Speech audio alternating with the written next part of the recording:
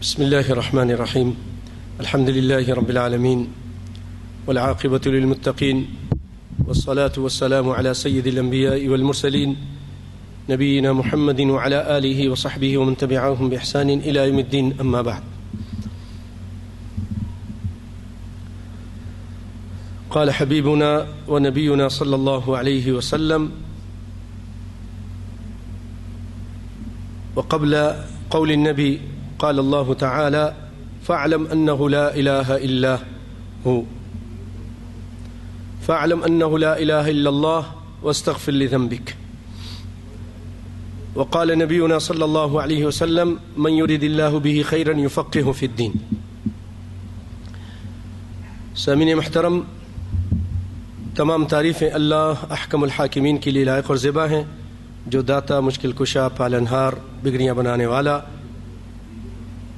اور مشکلیں حل کرنے والا وہی اللہ ہے۔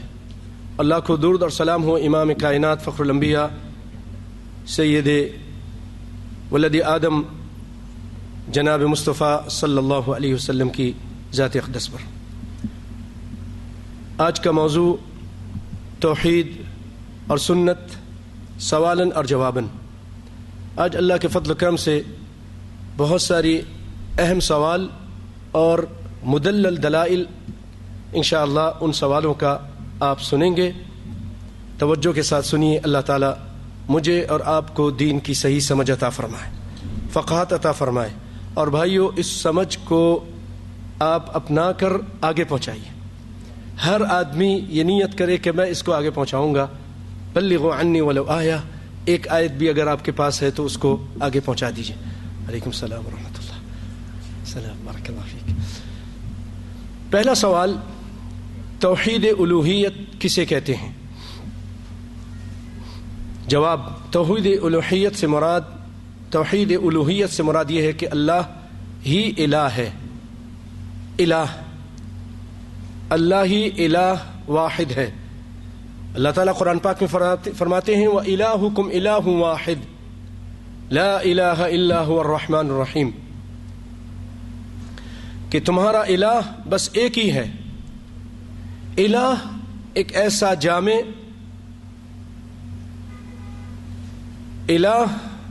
ایسا جامع لفظ ہے جو صفات اور خصوصیات پائی جاتی ہیں۔ اس میں جو صفات اور خصوصیات پائی جاتی ہیں، کوئی ایک لفظ ان صفات کا احاطہ نہیں کر سکتا۔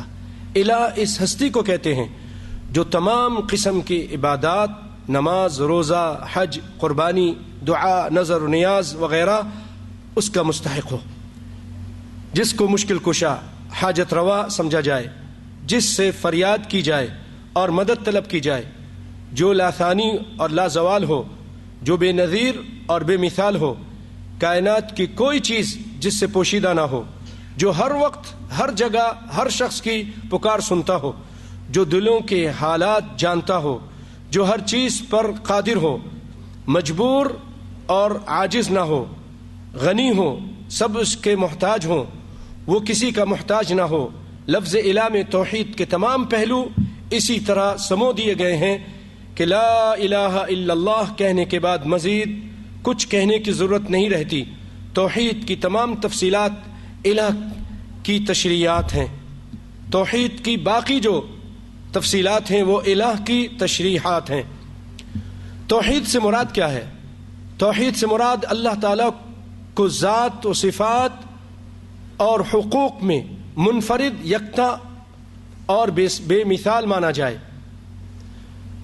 تیسرا سوال، توحید ربوبیت سے کیا مراد ہے؟ جواب، اللہ تعالیٰ کو کائنات کی ہر چیز کا خالق، مالک، رازق اور کائنات میں تمام امور کی تدبیر کرنے والا ماننا توحید ربوبیت ہے۔ مشرکین مکہ بھی اس توحید کو مانتے تھے، جیسے قرآن پاک میں اللہ نے فرمایا: قل من يرزقكم من السماء والأرض أمن يملك السمع والأبصار ومن يخرج الحي من الميت ويخرج الميت من الحي ومن يدبر الأمر فسيقولون الله فقل افلا تتقون، اے نبی صلی اللہ علیہ وسلم آپ ان لوگوں سے یعنی مشرکین مکہ سے پوچھئے کہ تم کو آسمان اور زمین میں رزق کون پہنچاتا ہے؟ جاندار اور بے جان سے، جاندار کو بے جان سے اور بے جان کو جاندار سے کون نکالتا ہے؟ اور تمام کاموں کا انتظام کون کرتا ہے؟ وہ مشرکین مکہ جھٹ کہیں گے کہ اللہ، یہ سب کام اللہ کرتا ہے۔ تو ان سے پوچھئے پھر تم اللہ سے ڈرتے کیوں نہیں ہو؟ بھائیو، توحید ربوبیت کو وہ بھی مانتے تھے، لیکن وہ توحید الوہیت کے منکر تھے۔ توحید الوہیت یعنی اللہ کی عبادت میں وہ دوسروں کو شریک کرتے تھے، اللہ کی عبادت میں دوسروں کو شریک کرتے تھے۔ اور توحید ربوبیت اگر بندہ مان لے اور توحید الوہیت یعنی جس میں عبادت ہوتی ہے اس میں اگر بندہ شریک کرے تو وہ مشرک ہے۔ اسی لیے ان سے جنگیں ہوئیں، ان سے قتال ہوئے۔ سوال، توحید اسماء و صفات سے کیا مراد ہے؟ توحید اسماء و صفات سے مراد یہ ہے کہ الہ کی تشریح میں درج شدہ تمام صفات باری تعالیٰ پر ایمان لانا کے ساتھ ان صفات کا اقرار بھی کیا جائے جن سے اللہ تعالیٰ نے قرآن مجید میں اپنے آپ کو متصف کیا ہے۔ مثلا اللہ تعالیٰ عرش پر مستوی ہے، اللہ تعالیٰ عرش پر مستوی ہے۔ اللہ تعالیٰ نے موسیٰ علیہ السلام سے کلام کیا، اللہ تعالیٰ نے آدم علیہ السلام کو اپنے ہاتھوں سے بنایا۔ جن صفات کا ذکر احادیث صحیحہ میں مثلا اللہ تعالیٰ آسمان دنیا پر نزول فرماتا ہے، یہ ساری صفات ہیں، ان کو ماننا اور اس میں کسی قسم کی تعویل یا تعطیل یا کیفیت یا تمثیل نہیں کرنا۔ تعویل کہتے ہیں کہ اس کے ظاہری معنی سے کوئی اور معنی لے لینا۔ مثلا قرآن پاک میں اللہ تعالیٰ عرش پر مستوی ہے، لیکن جو لوگ تعویل کرتے ہیں وہ یہ کہتے ہیں کہ اس میں تعویل کرتے ہوئے کہ اللہ تعالیٰ عرش پر مستوی ہے، اس کا مطلب یہ ہے کہ اللہ عرش پر غالب ہے۔ اور بعض لوگ تو اللہ کے عرش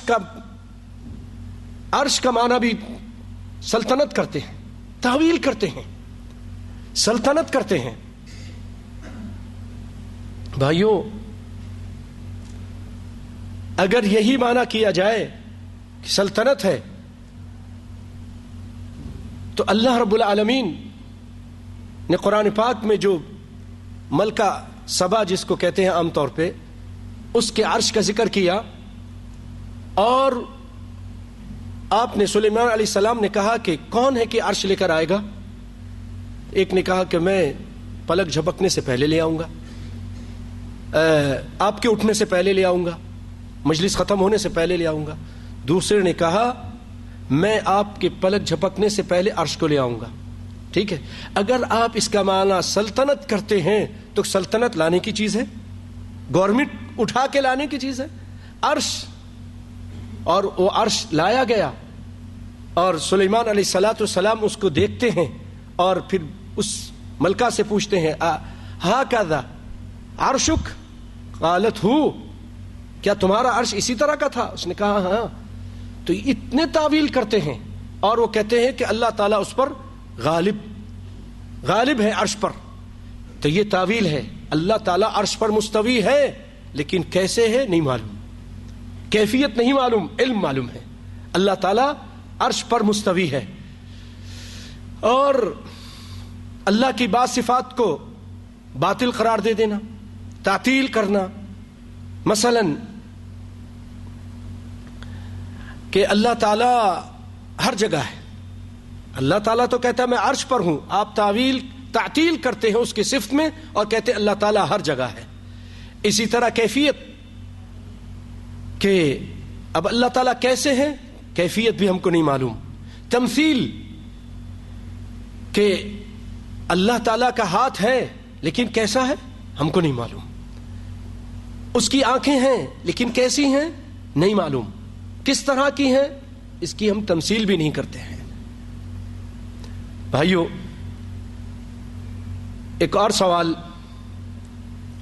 کہ اکابر صوفیہ کے نزدیک حقیقت توحید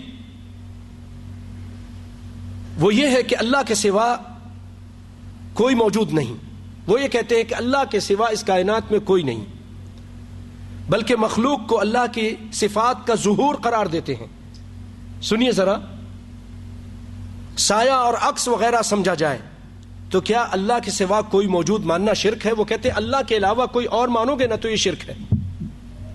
یہ جتنی چیزیں ہیں، یہ آسمان و زمین اللہ ہی سے نکلے ہیں، یہ لوگ، یہ انسان اللہ ہی سے نکلے ہیں، یہ جانور، یہ کتے نعوذ باللہ اللہ سے نکلے ہیں۔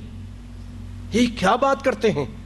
وہ یہ سمجھتے ہیں، اور اس کے خلاف اگر کوئی بات کہے تو اس کو کہتے ہیں کہ تم مشرک ہو۔ وہ کہتے ہیں سب سے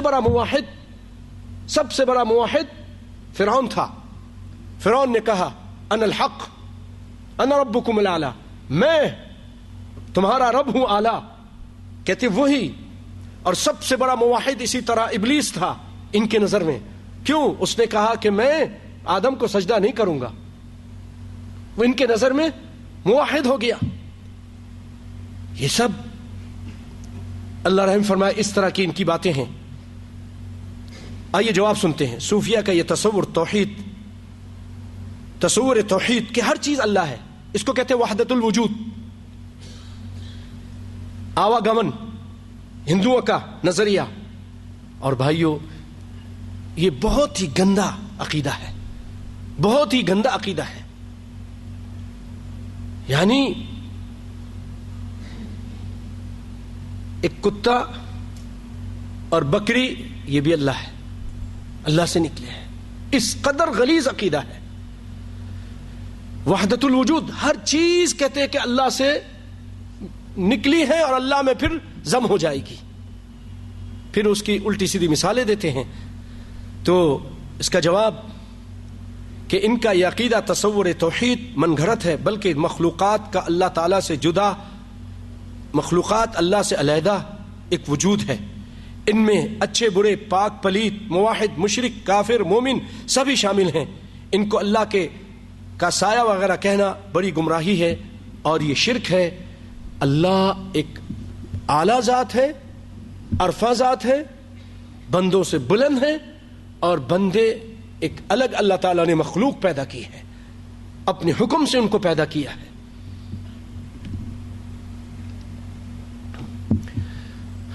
جیسے اللہ تعالیٰ فرماتے ہیں وَجَعَلُوا لَهُ مِنْ عِبَادِهِ جُزْءًا، ان کا رد، اس طرح کے صوفیہ کی بات کا رد قرآن سے دلیل۔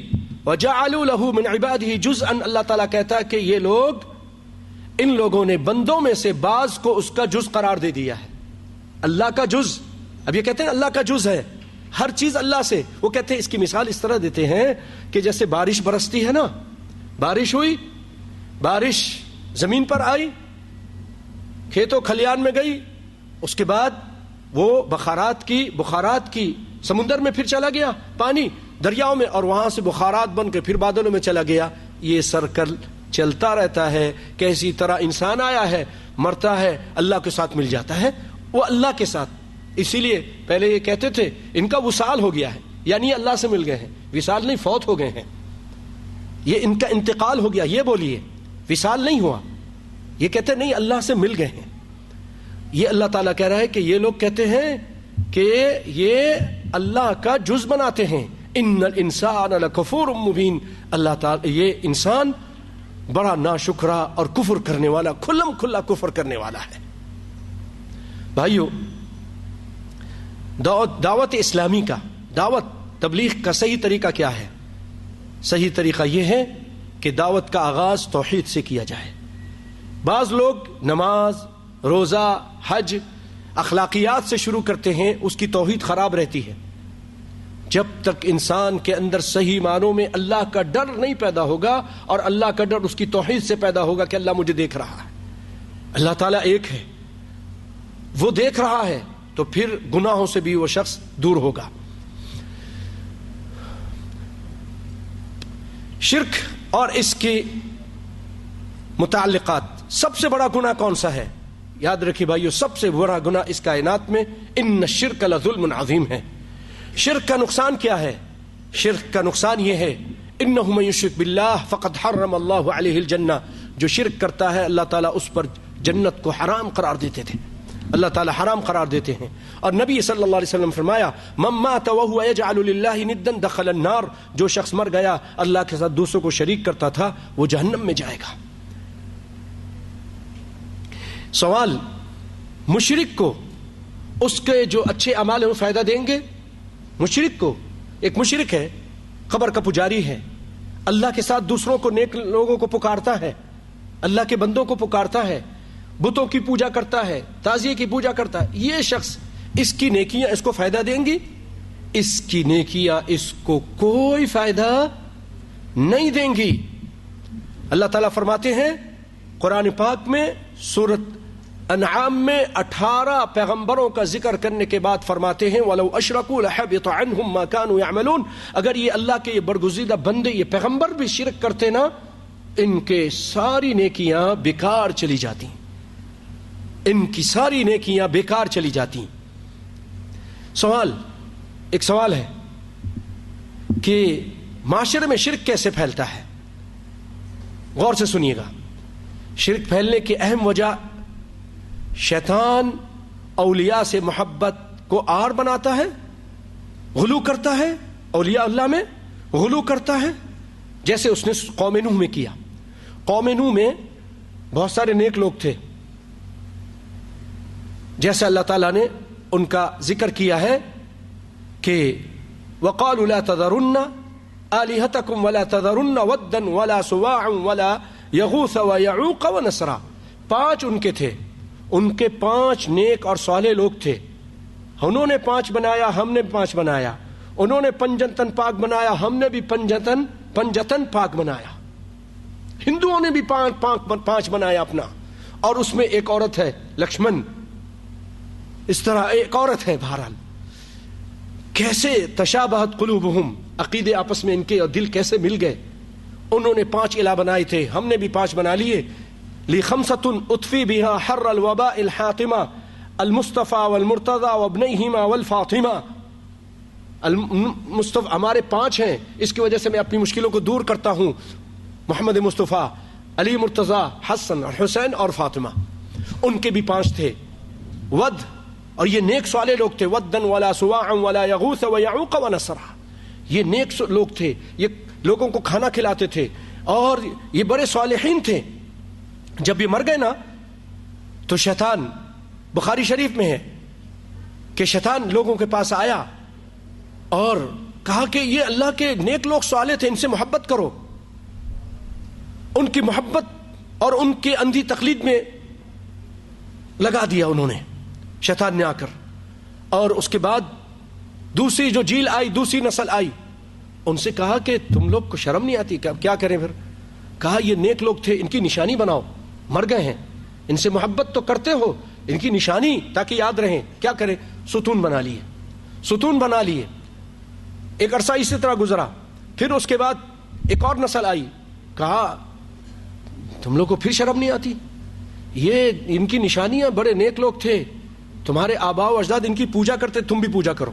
اب نظر و نیاز اور پوجا اس طرح شروع ہوئی نوح علیہ السلام کی قوم میں. اور جب ان کو کوئی سمجھاتا تو وہ کہتے انا وجدنا آباءنا، ہم تو اپنے باپ دادا کو اس طرح کرتے ہوئے دیکھا، ہم اس طرح کریں گے. اور انہوں نے بتوں کی پوجا شروع کر دی.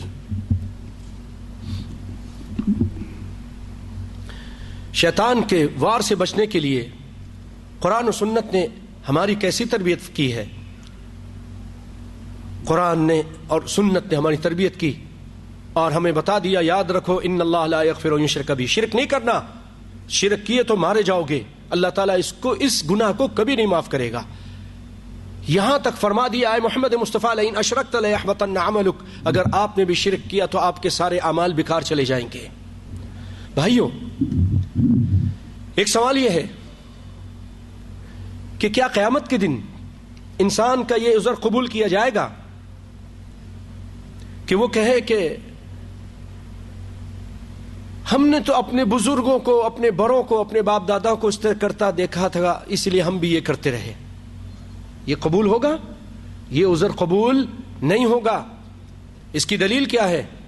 قرآن پاک کی آیت اللہ تعالیٰ سورۃ اعراف میں فرماتے ہیں، ذکر کرتے ہیں کہ اللہ تعالیٰ نے آدم قیامت سے یا اس یعنی عالم ارواح میں اللہ رب العالمین نے آدم علیہ الصلاۃ والسلام کی پیٹھ سے ساری اولاد کو، نسل انسانی کو نکالا، ان کی روحوں کو نکالا. توجہ دیجیے، ان کی روحوں کو نکالا اور اللہ تعالیٰ نے ان سے پوچھا کیا الست بربکم، کیا میں تمہارا رب نہیں ہوں؟ آپ سب نے، ہم نے، سب روحوں نے کہا اللہ تو ہمارا رب ہے، ہمارا رب ہے. تو اللہ تعالیٰ نے فرمایا ایسا نہ ہو کہ تم دنیا میں جا کے بھول جاؤ، ان تقولوا یوم القیامت انا کنا غافلین، کہ ہم تو غافل تھے، یا تم یہ کہو قیامت کے دن آ کر. سنیے آیت، او تقولوا انما اشرک آباؤنا من قبل وكنا ذرية من بعدهم افتهلكنا بما فعل المبطلون. یہ کہو کہ انما اشرک آباؤنا، ہمارے باپ داداؤں نے شرک کیا تھا ہم سے پہلے، اور ہم تو ان کی اولاد ہیں ان کے بعد. کیا تو ہم کو ہلاک کرے گا؟ جو ان باطل لوگوں نے یہ کام کیا، باطل کام ان لوگوں نے ہمارے باپ داداؤں نے کیا، ان کی وجہ سے تو ہمیں ہلاک کرے گا؟ تو بھائیو یہ عذر پیش کر رہے ہیں، لیکن یہ عذر ان کا قبول نہیں ہوگا. اللہ تعالیٰ نے اس سے منع کر دیا. کیا اس امت میں، بعض لوگ کہتے ہیں کہ امت محمد میں اب شرک نہیں پایا جاتا. یہ ملا مولوی اپنے شرک کے اڈوں کو چلانے کے لیے لوگوں کو کہتے نہیں یہ شرک نہیں ہے، اور شرک تو امت محمد میں کلمہ پڑھنے کے بعد ہو ہی نہیں سکتا.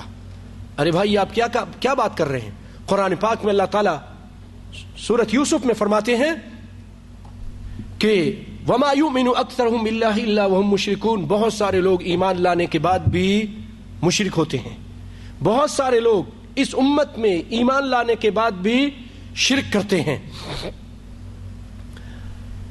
اور آپ صلی اللہ علیہ وسلم نے فرمایا تھا کہ قیامت اس وقت تک نہیں آئے گی جب تک میری امت، دیکھو ملا مولوی کیا کہتے ہیں کہ اس امت میں شرک نہیں آ سکتا. اور کائنات کا امام کیا کہتے ہیں؟ اب آپ کس کا مانیں، کس کی بات مانیں گے؟ کائنات کے امام کی مانیں گے ملا مولوی کی؟ بھائیو کائنات کے امام محمد مصطفیٰ آمنہ کے لال صلی اللہ علیہ وسلم کی مانیں گے. آپ کہتے ہیں، ترمذی شریف کی روایت ہے کہ قیامت آ نہیں سکتی جب تک میری امت کے کچھ قبائل مشرکین کے ساتھ نہ مل جائیں، یہاں تک کہ بتوں کی عبادت شروع کر دیں. میری امت کے لوگ مشرکین کے ساتھ مل کر بتوں کی پوجا شروع کر دیں گے. آپ کیسے کہتے ہیں کہ میری امت میں شرک نہیں ہے؟ شرک ہے، آ رہا ہے. بہت سارے لوگ، قرآن کہہ رہا ہے کہ ایمان لانے کے باوجود مشرک ہوتے ہیں. اب آپ کیا کہیں گے کہ ایک شخص کہتا ہے یا اللہ مدد، اور ساتھ ہی ساتھ کہتا ہے یا فلاں ولی صاحب آپ بھی مدد، یا غوث آپ بھی مدد. یہ شرک نہیں تو اور کیا ہے؟ اللہ تعالیٰ فرماتے ہیں وَمَنْ أَضَلُّ مِمَّنْ يَدْعُو مِن دُونِ اللَّهِ مَنْ لَا يَسْتَجِيبُ لَهُ إِلَى يَوْمِ الْقِيَامَةِ. اس سے بڑھ کر گمراہ شخص کون ہوگا؟ جو اللہ کے ساتھ دوسروں کو پکارتا ہے.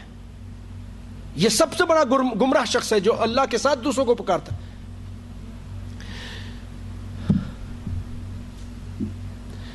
مشرکین کی خاص نشانی کیا ہے؟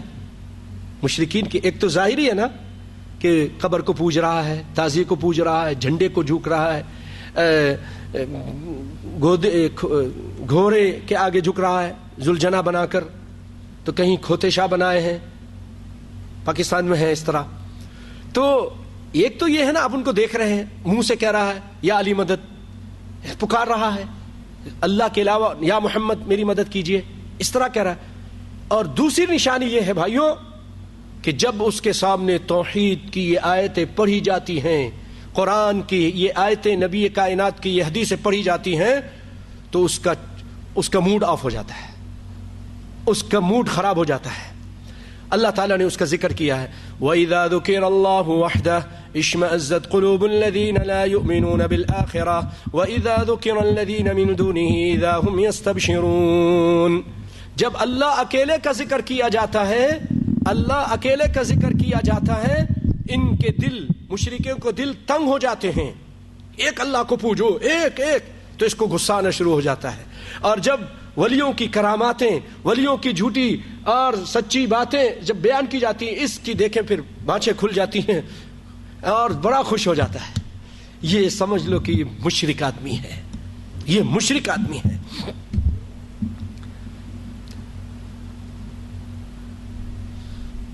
کیا مشرکین مکہ بھی اللہ کو الہ مانتے تھے؟ ہاں مانتے تھے، لیکن اللہ کے ساتھ دوسروں کو بھی پوچھتے تھے.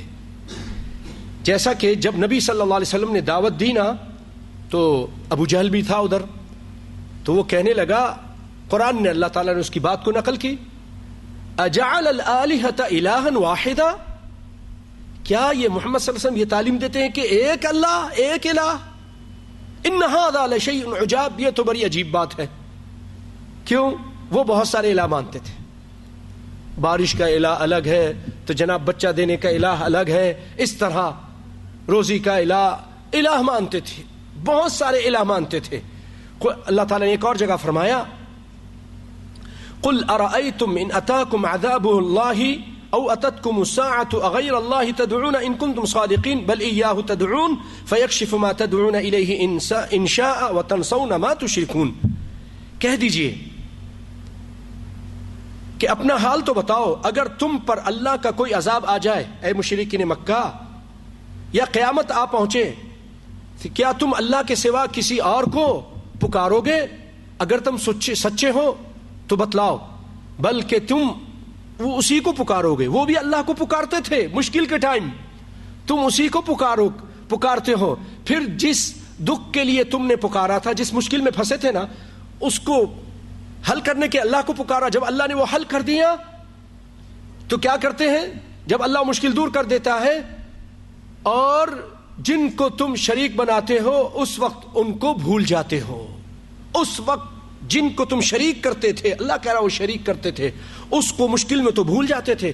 ایک عجیب بات ہے، میں سمجھتا ہوں ہم سے یہ اچھی بات ہے، ہم میں جو باج ہیں آج کلمہ پڑھنے والے، ہم میں مسلمان قرآن اور کلمہ پڑھنے کے بعد مشکل میں جب پھنس جاتے ہیں تو کیا کہتے ہیں؟ یا علی مدد، یا غوث پاک مدد، یا حجویری مدد، مولا علی مشکل کشا، یہی کہتے ہیں. لیکن اس وقت کے مشرکین بھائیوں، وہ یہ اچھا کام کرتے تھے کہ جب مشکل میں پھنس جاتے تھے تو ایک اللہ کو پکارتے تھے. فَإِذَا رَكِبُوا فِي الْفُلْكِ دَعَوُا اللَّهَ مُخْلِصِينَ لَهُ الدِّينَ لیکن فَلَمَّا نَجَّاهُمْ إِلَى الْبَرِّ إِذَا هُمْ يُشْرِكُونَ، جب باہر آ جاتے تو پھر باقی الہوں کو پکارتے تھے. مشکل میں ایک الہ کو، آسانی میں بہت سارے الہوں کو پکارتے تھے. لیکن ہم اتنے زبردست آج کا مسلمان شرک میں اتنا آگے بڑھ گیا ہے کہ مشکل میں بھی وہ غیر اللہ کو پکارتا ہے، اللہ اس کو یاد ہی نہیں آتا. نسأل اللہ العافیہ.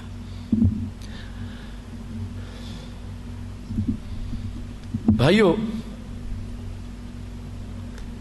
سوال، مشرکین مکہ غیر اللہ کی عبادت کیوں کرتے تھے؟ مشرکین مکہ ان کو اپنا سفارشی اور اللہ سے قریب کر دینے والا سمجھتے تھے، اس لیے ان کی عبادت کرتے تھے کہ یہ ہمیں اللہ کے قریب کر دیں گے. خود قرآن نے کہا ما نعبدهم الا ليقربونا الى الله زلفا، کہ یہ ہمیں اللہ سے قریب کر دیتے ہیں. ایک اور سوال، کیا مشرکین بے جان پتھروں کی اور بتوں کی پوجا کرتے تھے صرف؟ بھائیو، وہ پتھروں کی، ستو کی بت بنا کے، اس کی لکڑی کے بت بنا کے، چاندی کے بت بنا کے، سونا کے بت بنا کے، ان بے جان چیزوں کی بھی پوجا کرتے تھے. اسی ساتھ ساتھ وہ اللہ کے نیک اور بزرگ لوگوں کو بھی پوجتے تھے، جیسا کہ اللہ تعالیٰ نے ان کا بیان کیا کہ لا تذرن ودا ولا سواعا ولا یغوث ویعوق ونسرا. یہ نیک اور صالح لوگ تھے مشرکین، ان کو بھی پوجتے تھے. اسی طرح کفار مکہ جنوں کو بھی پوجتے تھے.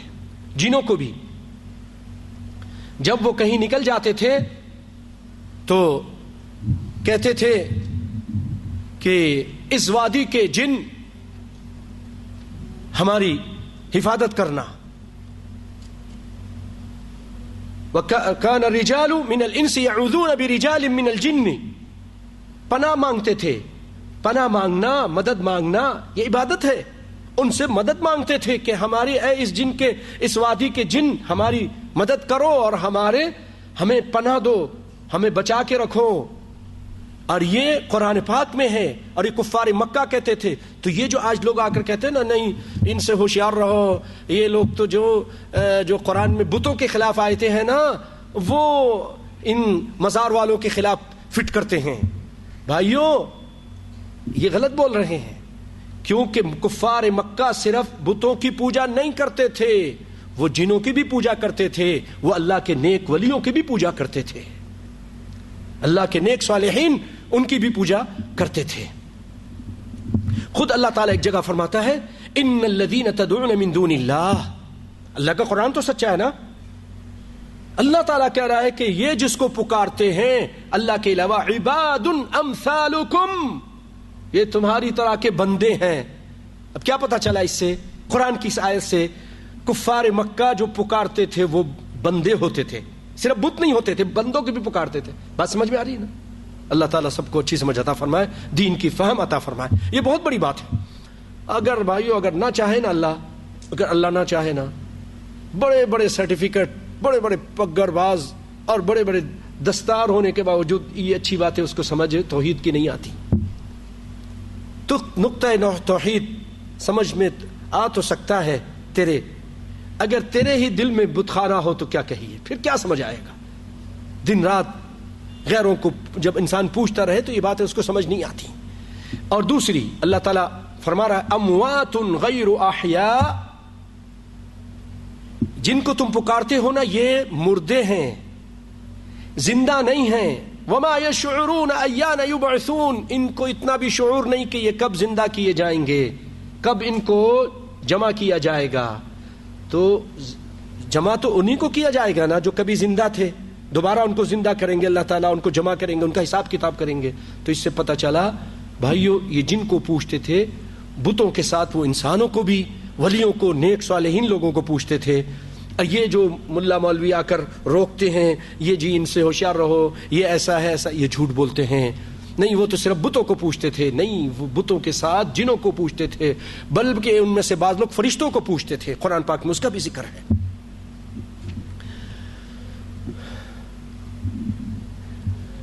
اللہ کی ذات میں شرک کا کیا مفہوم ہے؟ یاد رکھیے اللہ تعالیٰ فرماتے ہیں لم یلد ولم یولد، اس کی کوئی اولاد نہیں، نہ وہ کسی کی اولاد ہے. لقد کفر الذین قالوا ان اللہ هو المسیح ابن مریم، جو اللہ کا کوئی بیٹا بنائے، اللہ کا کوئی جز بنائے، اللہ تعالیٰ کہہ رہا انہوں نے کفر کیا. لقد کفر الذین قالوا، کفر کیا ان لوگوں نے جنہوں نے کہا کہ عیسیٰ علیہ السلام، عیسیٰ بن مریم اللہ کے بیٹے.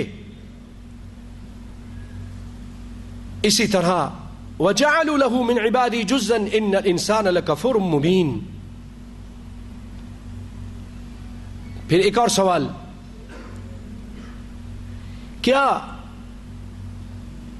رسول اللہ نے نہیں فرمایا کہ اے جابر تمام اشیاء سے پہلے اللہ نے اپنا نور پیدا کیا؟ تمام اشیاء سے پہلے اپنے نور سے تیرے نبی کا نور پیدا کیا. یعنی اللہ تعالیٰ نے اپنے نور سے اے جابر تیرے نبی کو پیدا کیا. پھر اس کے 4 حصے کیے، ایک سے قلم، دوسرے سے لوح محفوظ، تیسرے سے عرش اور چوتھے سے کل کائنات پیدا کی. ریاض السالکین. جواب، یہ روایت بلا سند ہے، موضوع اور من گھڑت ہے، کوئی اس کی حقیقت نہیں. اور ایسے لوگوں کو یاد رکھنا چاہیے کہ جس نے جان بوجھ کر نبی صلی اللہ علیہ وسلم کی طرف کوئی بات منسوب کی اور آپ نے نہیں فرمائی، آپ فرماتے ہیں کہ اس کو اپنا ٹھکانہ جہنم میں سمجھ لینا چاہیے. من کذب علی متعمدا فلیتبوأ مقعدہ من النار، جو جان بوجھ کر نبی صلی اللہ علیہ وسلم پہ جھوٹ بولتا ہے اس کو چاہیے کہ جہنم میں اپنا ٹھکانہ بنا لے. یہ جھوٹ ہے، رسول اللہ نے ایسا نہیں فرمایا. ہاں صحیح حدیث میں کہ اللہ تعالیٰ نے سب سے پہلے، یہ کہتا ہے کہ نور پیدا کیا، سب سے پہلے اللہ تعالیٰ نے قلم کو پیدا کیا. ابو داؤد کی روایت ہے، ترمذی کی روایت ہے، اللہ تعالیٰ نے سب سے پہلے قلم پیدا کیا. سوال، اللہ تعالیٰ فرماتا ہے قد جاءکم من اللہ نور وکتاب مبین، تمہارے پاس اللہ کی طرف سے نور آ گیا، یعنی نور سے مراد وہ کہتے ہیں محمد آ گئے، محمد نور تھے، اور کتاب آ گئی. بھئی دیکھو نا، دو ہی چیز تو ہے نا، اللہ کے رسول آئے اور ان کے ساتھ کتاب آئی.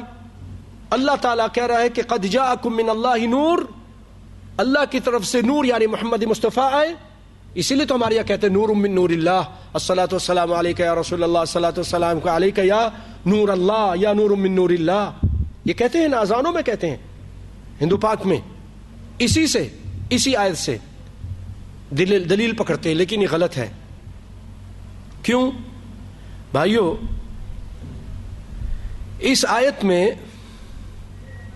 یہ جو سورہ مائدہ کی آیت ہے، اس کے آخر میں اللہ تعالیٰ جا کے فرماتے ہیں قد جاءکم من اللہ نور وکتاب مبین یہدی بہ اللہ من اتبع رضوانہ سبل السلام. یہدی بہ، تھوڑا سا توجہ دیں گے تو بات سمجھ میں آئے گی. بہنیں بھی توجہ دیں. بہ ایک کی ضمیر کو کہتے ہیں، بہما دو کو کہتے ہیں. اگر یہ حقیقت میں دو چیزیں تھیں تو اللہ تعالیٰ پھر یہ کہتا کہ بہما یہدی بہم اللہ، اللہ تعالیٰ ان دو چیزوں کے ذریعے ہدایت دیتا ہے، نور یعنی محمد مصطفیٰ کے ذریعے اور قرآن کے ذریعے. لیکن یہاں پر بھائیوں قد جاءکم من اللہ نور وکتاب مبین، یہاں پر اس سے مراد قرآن پاک ہے جو نور ہدایت ہے. تبھی اللہ تعالیٰ فرما رہے ہیں یہدی بہ، اس ایک سے، یہ ایک چیز ہے، تبھی اللہ کہہ رہا ہے کہ اس ایک سے اللہ تعالیٰ ہدایت دیتا ہے. اس کی دلیل قرآن کی یہاں پر تھوڑے سے متشابہ ہے بات، دوسری جگہ اللہ تعالیٰ نے اور واضح کر دیا ہے. سورہ تغابن کے آیت میں اللہ تعالیٰ فرماتے ہیں فَآمِنُوا بِاللَّهِ وَرَسُولِهِ وَالنُّورِ الَّذِي أَنزَلْنَا، اے لوگو ایمان لاؤ اللہ پر، اس کے رسول پر، اور اس نور پر جو ہم نے ان پر نازل کیا. واضح ہو گیا نا، کیا نازل کیا اللہ تعالیٰ نے؟ قرآن نازل کیا. اِنَّا أَنزَلْنَاهُ فِي لَيْلَةِ الْقَدْرِ شَهْرُ رَمَضَانَ الَّذِي أُنزِلَ فِيهِ الْقُرْآنُ. رمضان میں اللہ نے قرآن نازل کیا. تو اللہ نے کیا نازل کیا پیارے بھائیوں؟ رسول اللہ پر قرآن نازل کیا. اور یہاں پر اللہ تعالیٰ اسی کا ذکر کر رہا ہے، اے لوگو ایمان لاؤ اللہ پر، اس کے رسول پر، اور اس نور پر جو اللہ تعالیٰ نے نازل کیا ہے. ایک اور جگہ فرمایا یا ایھا الناس قد جاءکم برہان من ربکم، تمہارے پاس دلیل آ گئی ہے تمہارے رب کی طرف سے. وَأَنزَلْنَا إِلَيْكُمْ نُورًا مُبِينًا، اور ہم نے اتارا ہے تمہاری طرف نور، واضح نور یعنی قرآن پاک اتارا ہے. اللہ اکبر، اللہ اکبر. بھائیو اس طرح یہ لوگوں کو ورغلاتے ہیں اور اس طرح اللہ کا جز بناتے ہیں. دیکھیے ان لوگوں نے، یہود و نصارہ نے کہا عیسیٰ علیہ السلام اللہ کے بیٹے، عیسائیوں نے کہا، یہودیوں نے کہا عزیر علیہ السلام اللہ کے بیٹے، جز بنایا. اللہ کہہ رہا اللہ احد، اللہ الصمد، لم یلد ولم یولد. اس سے کوئی نہیں نکلا، وہ کسی سے نہیں نکلا، وہ ہمیشہ سے ہے، ہمیشہ رہے گا، اس کا کوئی جز نہیں. عیسائیوں نے جز بنایا، یہودی نے جز بنایا. ہم کہیں ہم کیوں پیچھے رہے؟ ہم کیوں پیچھے رہے؟ ہم نے بھی کہا نور من نور اللہ، محمد صلی اللہ علیہ وسلم اللہ کے نور میں سے نور ہیں.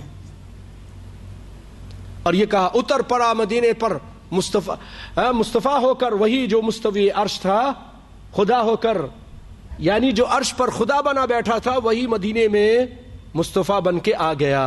اللہ تھا اوپر بھی اللہ، نیچے بھی اللہ. یہ بتائیے یہ کیا ہے؟ جبکہ آپ کلمہ پڑھتے اشہد ان لا الہ الا اللہ وحدہ لا شریک لہ، اللہ تو اکیلا ہے، تیرا کوئی شریک نہیں.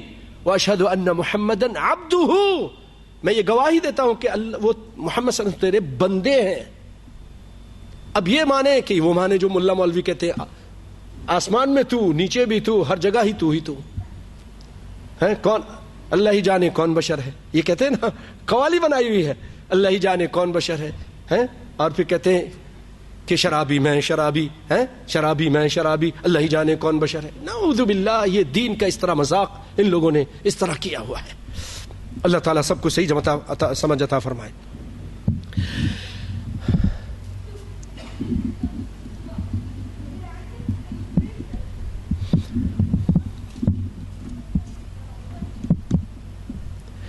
سوال پیدا ہوتا ہے، ایک اور سوال ہے کہ اللہ کے سوا کوئی عالم الغیب ہے؟ یاد رکھیے اللہ کے علاوہ کوئی بھی عالم الغیب نہیں. قل لا يعلم من في السماوات والارض الغیب الا اللہ ولا اعلم الغیب ولو كنت اعلم الغیب. اگر میں غیب جانتا ہوتا، اے محمد مصطفیٰ کہہ دیجئے میں غیب نہیں جانتا، اگر میں جانتا ہوتا تو بڑی بھلائی جمع کر لیتا اور کوئی مشکل کوئی تکلیف مجھے چھو کے بنا گزرتی. قرآن پاک ہے، سورہ آراف 9واں پارہ. اور بہت سارے بھائیوں نبی صلی اللہ علیہ وسلم کے واقعات بھی ہیں آپ کی اپنی زندگی کے. آپ صلی اللہ علیہ وسلم آپ کی بیوی کا ہار گم گیا، نہیں مل رہا تھا، آپ تلاش کر رہے. آج کہتے ہیں ولیوں کو بھی علم غیب ہے، فلاں بزرگ کو علم غیب ہے. رسول اللہ ولیوں کے ولی ہیں، آپ کو نہیں پتہ چلا ہار کدھر ہے. ابو بکر ولی ہے کہ نہیں؟ علی بھی ولی تھے، عائشہ بھی تھی ولیہ، نہیں پتہ چلا. اونٹ اٹھایا، اونٹ کے نیچے ہار پڑا تھا. اللہ اکبر اللہ اکبر. بھائیو ایک مرتبہ نبی کائنات صلی اللہ علیہ وسلم کے پاس کچھ لوگ آئے اور آپ سے سوال کرنے لگے، روح کیا چیز ہے، ذوالقرنین کون ہے، اصحاب کہف کا کیا قصہ ہے؟ آپ نے کہا بعد میں بتاؤں گا، کل بتا دوں گا. آپ نے دل میں کہا جبریل آئیں گے پوچھ کے بتا دوں گا، انشاءاللہ بھی نہیں کہا. بھائیو دوسرا دن ہو گیا جبریل نہیں آئے، تیسرا دن، کئی دن گزر گئے جبریل نہیں آئے. رسول اللہ علم غیب نہیں تھا اسی لیے جواب بھی نہیں دے سکے. آج لوگ کہتے ہیں، لفاظی کرتے ہیں، نبی وہ ہوتا ہے جس کے پاس نبا ہے، اور نبا نہیں ہوتی تو نبی نہیں ہوتا. اور لوگ کہتے ہیں نعرہ رسالت، نبی نبا نہیں تو نبی نہیں ہوتا، جس کے پاس نبا نہیں ہو تو نبی نہیں ہے، نبی کے پاس نبا ہونی چاہیے. یہ اس طرح لفاظی کرتے ہیں. نبی کائنات کے پاس یہ نبا نہیں، اس طرح کے کئی نبا نہیں تھے، بہت ساری خبریں نہیں تھیں آپ کے پاس. آپ سے پوچھا گیا کہ یہ بتائیے، آپ نہیں بتائے. اب منافقین باتیں کرنے لگے، یہ نبی ہے، اس کو ہم نے سوال پوچھا جواب بھی نہیں اس کے پاس، یہ جھوٹا ہے، نعوذ باللہ. اس طرح کی باتیں کر رہے. آخر کار 18 دن کے یا اس سے کچھ کم و بیش دن کے بعد اللہ تعالیٰ نے جبریل علیہ السلام کو نازل کیا اور آیتیں بھی اتار دیں. ان کو بتا دیجئے، یسألونک عن ذی القرنین قل سأتلو علیکم منہ ذکرا. اور اصحاب کہف انہم فتیۃ آمنوا بربہم، اصحاب کہف کا بھی قصہ بیان کر دیا. یسألونک عن الروح قل الروح من امر ربی، روح کے بارے میں پوچھتے ہیں، روح تیرے رب کا آرڈر ہے. تو بھائیو ربی کائنات کے جیب میں جواب نہیں رکھا تھا، اگر ہوتا تو تکلف کی ضرورت نہیں تھی. آپ کہتے ہیں علم غیب ہے، علم غیب تو جواب کیوں نہیں دے رہے؟ اللہ اکبر اللہ اکبر. بھائیو سیدنا عثمان کی قتل کی خبر آئی، صلح حدیبیہ میں خبر آئی کہ نہیں آئی؟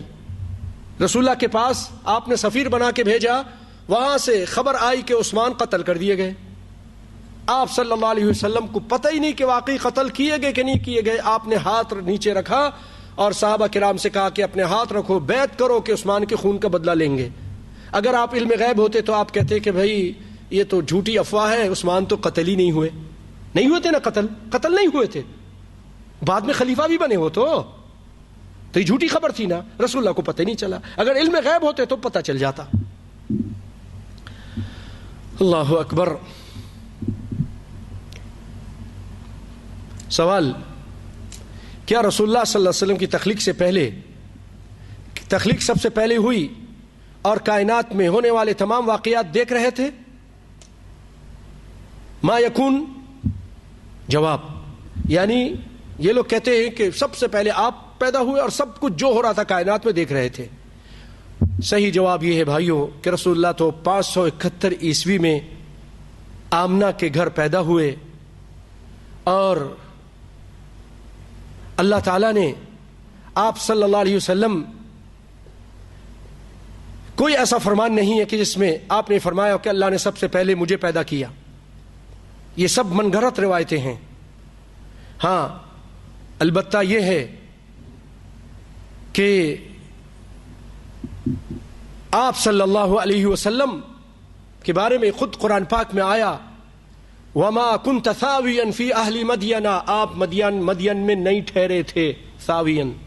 وما كنت بجانب الطور وما كنت بجانب الغربی، طور کے جانب میں نہیں تھے، اس کے غربی جانب بھی نہیں تھے، آپ وہاں پر نہیں تھے. اذ قضینا الی موسی الامر وما كنت من الشاہدین، آپ وہاں پر موجود ہی نہیں تھے. کچھ بات سمجھ میں آ رہی؟ یہ کہتے کہ آپ تھے، آپ حاضر ناظر ہیں، آپ ہر جگہ تھے. تو اگر تھے تو اللہ تو کہہ رہا وہاں نہیں تھے. اللہ سچا یا تمہارا ملا مولوی سچا؟ بھائیو اللہ تعالیٰ کہہ رہا ہے کہ ان کو کہے ذرا، نبی کائنات وہاں نہیں تھے. ایک اور سوال کہ اللہ تعالیٰ نے رسول اللہ سے اعلان کروایا قرآن پاک میں، کہہ دیجئے انا اول المسلمین، میں سب سے پہلا مسلمان ہوں. یہ قرآن پاک میں ہے، صحیح بات ہے. اس سے دلیل لیتے ہیں کہ اگر آپ سب سے پہلے مسلمان ہیں تو پھر اس کا مطلب یہ ہوا کہ سب سے پہلے آپ ہی پیدا ہوئے. دیکھو کہاں سے لا کر بات کو اپنی سیدھی کرنے کی کوشش کرتے ہیں کہ رسول اللہ قرآن پاک میں فرما رہے ہیں کہ انا اول المسلمین، تو آپ اول المسلمین ہیں، تو اس کا مطلب یہ کہ آپ سب سے پہلے پیدا ہوئے. تو اس کا جواب سنیے، قرآن سے ہی جواب. بھائیو اگر اول المؤمنین اور اول المسلمین کہنے سے مطلب یہ ہو جاتا ہے کہ وہ سب سے پہلے پیدا ہوئے، تو یہ چیز اللہ تعالیٰ نے موسیٰ علیہ السلام کے بارے میں بھی فرمایا ہے کہ موسیٰ علیہ السلام نے کہا جب وہ بے ہوش ہو گئے تھے اللہ کی تجلی دیکھ کر اور گر گئے، اور پھر جب آپ کو ہوش آیا تو کہا سبحانک تبت الیک وانا اول المؤمنین،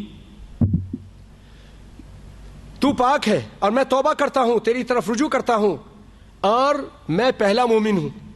بھائیو اگر پہلا مومن پہلا مسلم سے مطلب یہ ہے کہ سب سے پہلے پیدا ہوئے، تو پھر موسیٰ علیہ السلام بھی محمد صلی اللہ علیہ وسلم کے ساتھ سب سے پہلے پیدا ہو گئے. تو پھر آپ کی یہ جو آپ شرف دے رہے ہو پہلے سب سے پہلے پیدا ہونے کا، تو وہ آپ کو نہیں رہا، وہ تو موسیٰ علیہ السلام بھی ہو گئے.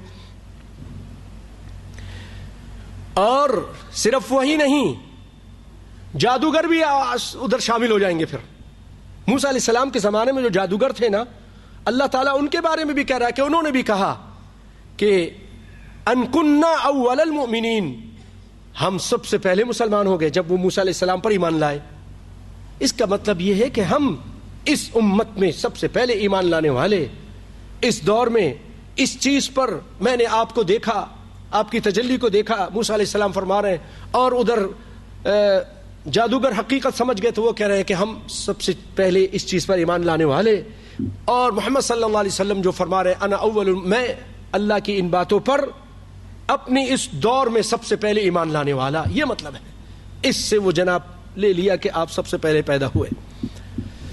ایک اور سوال ہے، حدیث قدسی ہے کہ اللہ تعالیٰ فرماتا ہے لولاک لما خلقت الافلاک، کہ اگر اے محمد تجھے نہ پیدا کرتا تو کائنات پیدا نہ کرتا. تو اس سے پتہ چلتا ہے کہ آپ سب سے پہلے ہیں. جواب، تخلیق کائنات کا سبب رسول اللہ صلی اللہ علیہ وسلم کی ذات نہیں، بلکہ اللہ تعالیٰ فرماتے ہیں کہ وما خلقت الجن والانس الا لیعبدون، ہم نے جنوں اور انسانوں کو اپنی عبادت کے لیے پیدا کیا ہے. کس لیے پیدا کیا؟ اپنی عبادت کے لیے. اور یہ جو روایت ہے جھوٹی اور من گھڑت، موضوع روایت ہے، موضوع روایت ہے.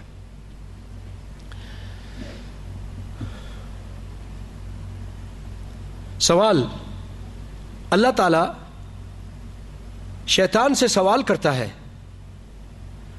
قال یا ابلیس ما منعک ان تسجد لما خلقت بیدی استکبرت ام کنت من العالین، کہ اے ابلیس تجھے کس چیز نے منع کیا؟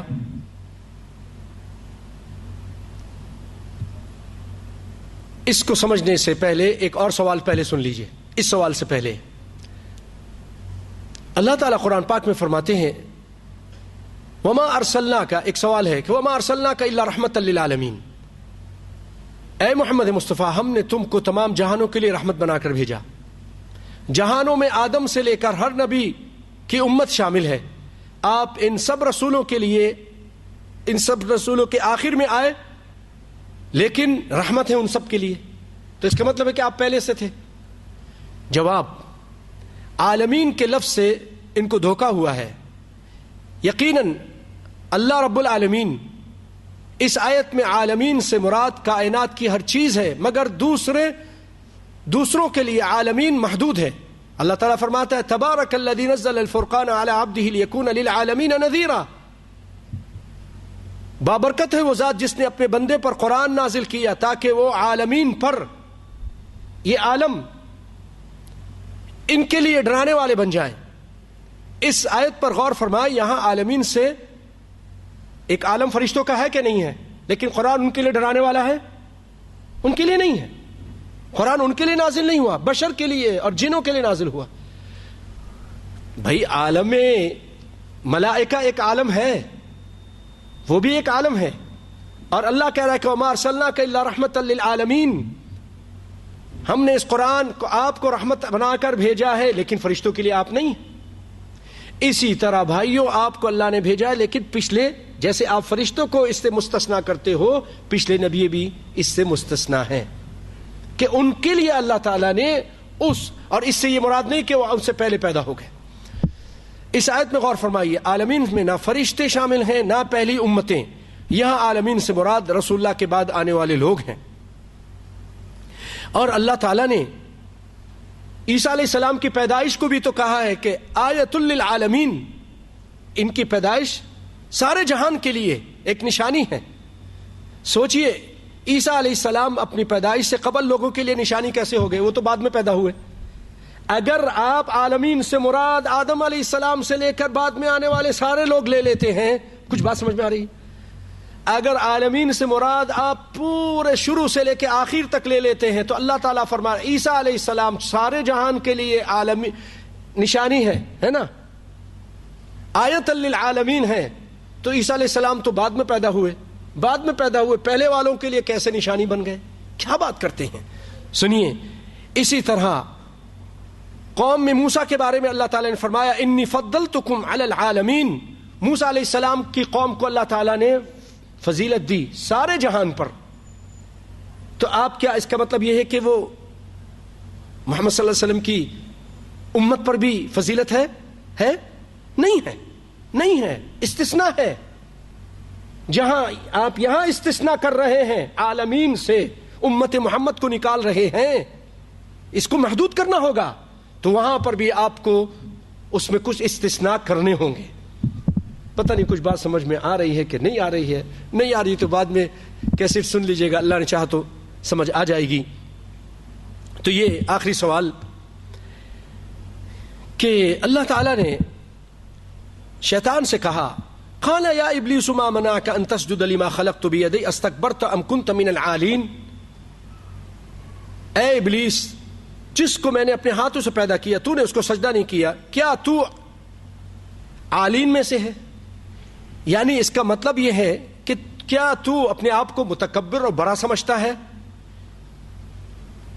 لیکن جو دوسرے قسم کے لوگ ہیں وہ اس سے اپنا الو سیدھا کرنے کے لیے کہتے ہیں معلوم ہوا کہ عالین اونچے درجے میں کچھ لوگ تھے جو سجدے سے مستثنا تھے، یقیناً وہ آل محمد ہیں اور آل جو آدم کی پیدائش سے پہلے موجود تھے۔ یعنی اللہ نے کہا تو نے کیوں نہیں سجدہ کیا؟ کیا تو عالین میں سے ہے؟ عالین کے مطلب اونچے درجے کے لوگوں میں سے، جیسے محمد صلی اللہ علیہ وسلم عالین ہیں جو سجدہ نہیں کریں گے، تو ان میں سے ہے؟ یہ لوگ اس طرح نبی صلی اللہ علیہ وسلم کے لیے عالین کو ثابت کرنا چاہتے کہ آپ پہلے سے تھے۔ اب سوال سنیے، قرآن و سنت میں اس بات کا کوئی ذکر نہیں کہ محمد صلی اللہ علیہ وسلم اور آل محمد عالین میں سے ہیں اور آدم کی پیدائش سے پہلے موجود تھے، بلکہ اللہ تعالیٰ فرعون کے بارے میں فرماتا ہے وَكَانُوا قَوْمًا عَالِينَ۔ اب آپ کیا کہیں گے؟ یہ بھی عالین میں سے ہو گیا؟ فرعون کو کہہ رہا اور اس کی قوم کو کہہ رہا کہ یہ عالین تھے۔ تکبر اس سے مراد بھائی متکبر ہے، تکبر کا معنی ہے، شیطان کو اللہ کہہ رہا ہے کہ تو متکبرین میں سے ہے، تکبر کرنے والا ہے، جیسا کہ فرعون کے بارے میں اللہ نے فرمایا کانوا من العالین۔ معلوم ہوا کہ عالین سے مراد سرکش لوگ ہیں، معاذ اللہ، محمد صلی اللہ علیہ وسلم اور آل محمد نہیں ہیں۔ بھائیوں، میں اسی پہ اکتفا کرتا ہوں۔ اگر اللہ نے چاہا اس کے بعد اور بھی بہت اہم باتیں ہیں، اللہ نے چاہا تو ہم آپ کو بعد میں بتا دیں گے۔ یہی سوال اور جواب کا سلسلہ آگے چل کر سنت سے متعلق بھی بڑی پیاری اور بڑی اہم اور معلوماتی پوائنٹ ہیں اور معلوماتی باتیں ہیں۔ اللہ نے چاہا تو انشاءاللہ آئندہ نشست میں ہم آپ کے سامنے بیان کریں گے۔ بھائیو، میں آپ کو دل سے عید کی مبارکباد دیتا ہوں۔ تقبل اللہ منا ومنکم صالح الاعمال۔ اللہ تعالیٰ آپ کی جتنی بھی نیکیاں اور جو آپ نے نیکیاں کی قبول فرمائے اور اس طرح کی بے شمار خوشیاں نصیب فرمائے۔ اسی طرح بھائیو، اللہ تعالیٰ یہاں آپ کا آنا، بیٹھنا، سننا اور سنانا اللہ تعالیٰ ہم سب سے قبول فرمائے۔ رب العالمین دین دنیا کی بھلائی نصیب فرمائے۔ اور پیارے بھائیو، آج اللہ کے فضل و کرم سے ہم تاکہ مل بیٹھیں عید کے بعد اور عید کی ایک خوشی ہو جائے، تو ایک ہماری ایک توفیق بھائی کدھر ہے؟ وہ کہتے ہیں عید ملن مت بولیے، تو کہتے عید پارٹی ہے، کہتے ملن ہندو لفظ ہے، تو وہ کہتے عید ملن مت بولیے، تو چلے عید ملن نہیں بولتے ہیں، عید ملاقات ہے۔ تو ہم لوگ آج انشاءاللہ آپ کے لیے کھانے کا انتظام بھی ہے۔ اللہ تعالیٰ آپ کو برکت دے، جزاکم اللہ خیراً۔ میں اسی پہ اکتفا کرتا ہوں۔ السلام علیکم ورحمۃ اللہ وبرکاتہ۔